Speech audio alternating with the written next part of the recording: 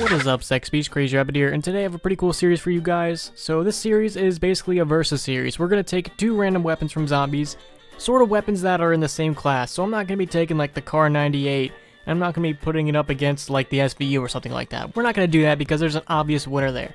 So in this series, we're going to pick guns that are very similar. So today we're going to be doing the KN44 and the STG. And we're basically just going to be looking at both of those guns on round 50 and eventually deciding which one is the superior weapon.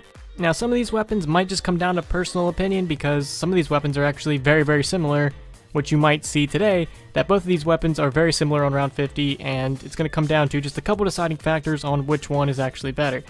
So let's kick it off first with the KN44, or when you upgrade to the Anointed Avenger, first introduced in the Giant or Shadows of Evil, whichever one you played first, and was also in their Eisendrache.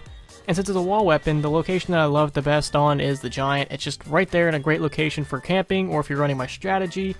Whichever one you're doing, it's just in a great location to always grab ammo. And it's going to hold 50 in the clip and or magazine. I know the difference between a clip and a magazine, I just think clip sounds better. It's going to hold 50 in the clip and hold 350 extra. And this weapon on round 50 is a pretty decent gun. I would say, out of every single weapon I've shown you guys on round 50, it's about in the middle. And what I think I'm going to do for this series is I'm going to have an actual number ranking system. So we're going to have a 0 through 10 system, 0 being around the KN48 level, and then a 10 being around the SVU level. I don't want to really make 10 like a wonder weapon or anything. I kind of want to make it like just a regular weapon. So it's a 0 through 10 system. I would honestly say is about a 6. It's not the average weapon, it's just a little bit better than I would say the average weapon in zombies, but it's nothing up there with like the SVU or anything like that.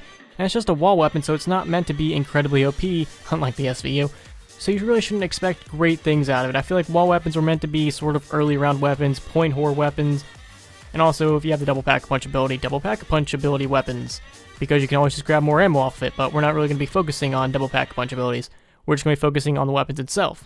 So the KN44 I would definitely rank about a 6. The ability's pretty good, it holds a decent amount of ammo, doesn't really hold as much as some other weapons, but it does hold a pretty decent amount. It's not too low like some of the other wall weapons you can actually buy.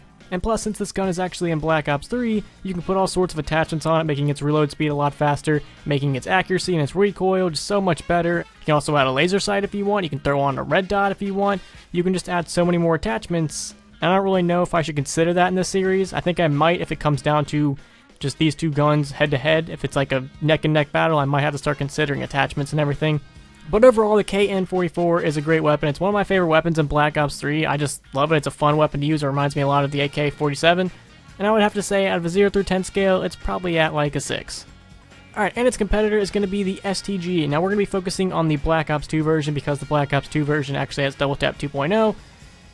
And it's not really fair to compare the World War version, which did not have Double Tap 2.0. So the STG, when you upgrade to the SPAS447, is roughly on par with the KN44, and it really just comes down to very small things.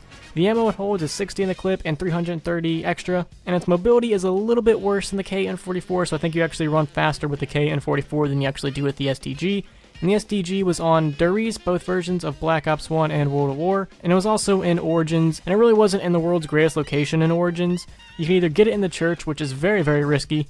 Unless you have all the zombies directly right behind you, then you're probably going to be safe, or you can actually go down into the dig site, and I really wouldn't recommend going after that one because that is a very dangerous spot. So the STG, when it comes to power, is very similar to the KN44. I think they literally almost took the same amount of ammo to kill just one zombie on the same round. So these weapons are very similar, their fire rates are very similar, they hold almost the same amount of ammo, and it really just comes down to like 10 to 20 bullets. So these guys are just very similar, and if I had to rank the STG, I would probably say it's right there with the KN44 at a 6. It's not too weak, but it's also not too powerful where it's going to be killing a lot of zombies. Both these weapons are going to be able to kill half of the horde with all your ammo you actually get. So you might be able to kill like 12 to 15 zombies as long as you're aiming for the head, as long as you have them in a big group, but you're not going to be killing all 24 with all the ammo you actually have. So when it comes down to it, if I had to pick a weapon and I had to say which weapon was better, I'm honestly going to give it to the KN44. Mainly because I just think it's positioned in all the maps just a little bit better than the STG. The STG in Origins really wasn't placed in a prime position, and the KN44 and the STG both have the same spot in Duries, aka the Giant, so those things kind of even out, so it really comes down to Shadows of Evil and Eisendrache.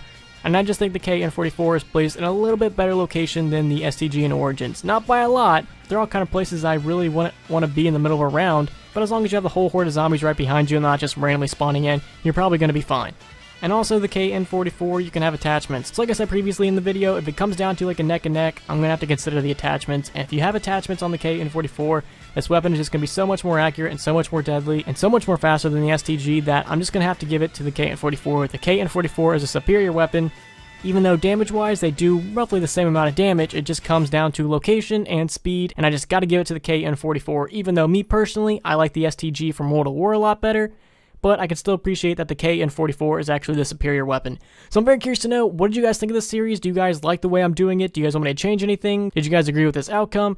So tell me what you guys think about this, and what guns would you guys like to see next? So thank you guys so much for watching, and if you guys could, please leave a like and subscribe if you have not already.